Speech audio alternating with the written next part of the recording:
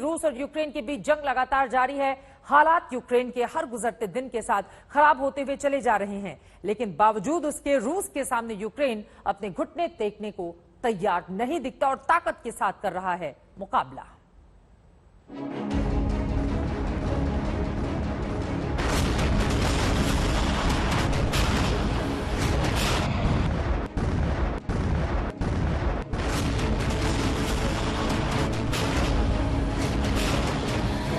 पता नहीं कहां थमेगी ये बर्बादी की दास्तां।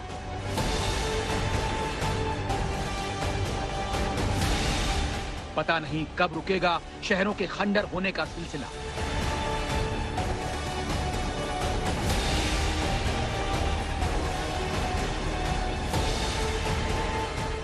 पता नहीं कब बंद होगा इमारतों का यूं मलबे में बदल जाना, लोगों का यूं बेघर होकर बदहवास होकर भागना। पता नहीं।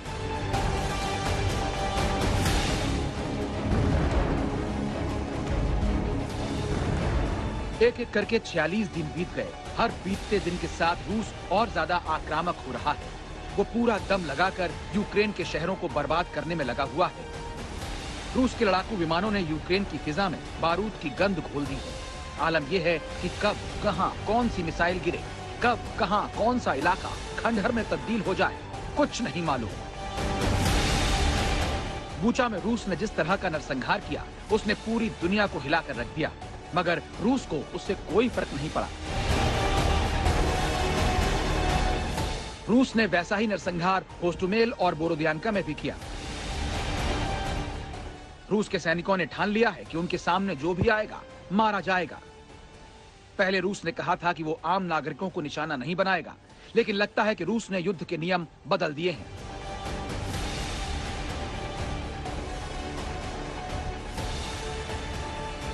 एक आम दिन में वैसे तो ये एक दवाई की दुकान का काउंटर हुआ करता था, जहाँ पे कुछ इस तरह से दवाइयाँ मिलती थी और वाउचर्स भी थे कि आप दवाई लीजिए तो आपको वाउचर मिलेगा।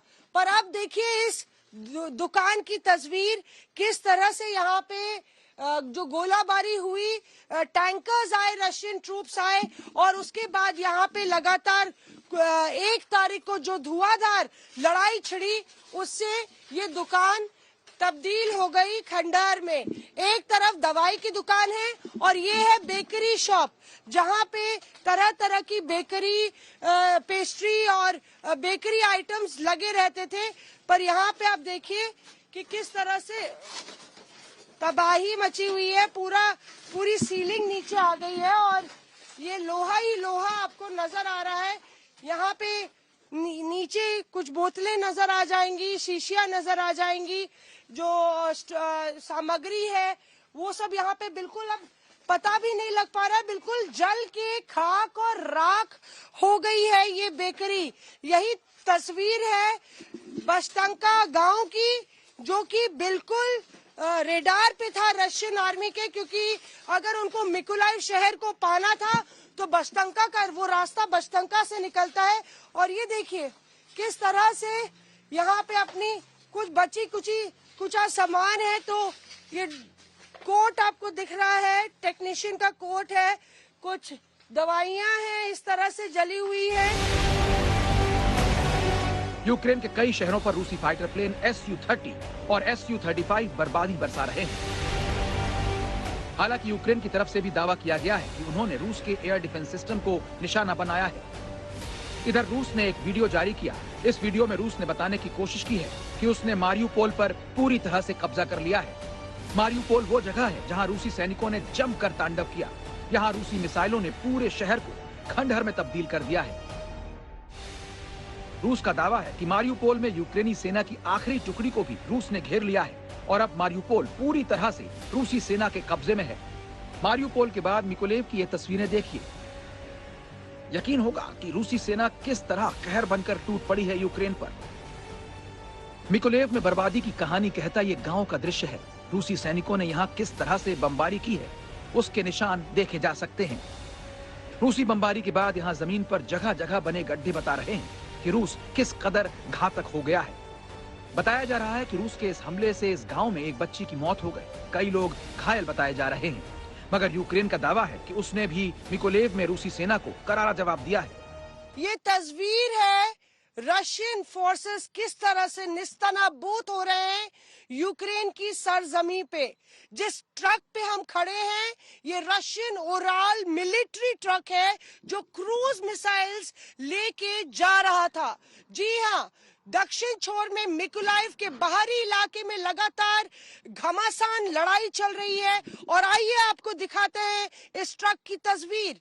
पूरी तस्वीर देखिए किस तरह से इसको एयर रेड्स के जरिए इसको बॉम्ब किया गया है। बोनेट खुला है, पूरी तरह से ये जला हुआ है और अस्त व्यस्त ध्वस्त।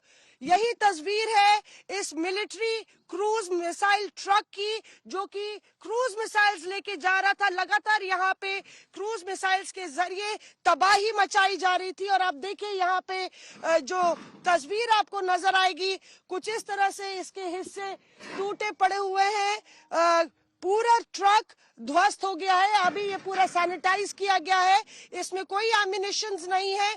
यही वजह है कि हम आपको ये तस्वीर दिखा रहे हैं। जरा इधर पास आइए और यहाँ पे देखिए मेड इन रशिया हम दिखाते हैं आपको।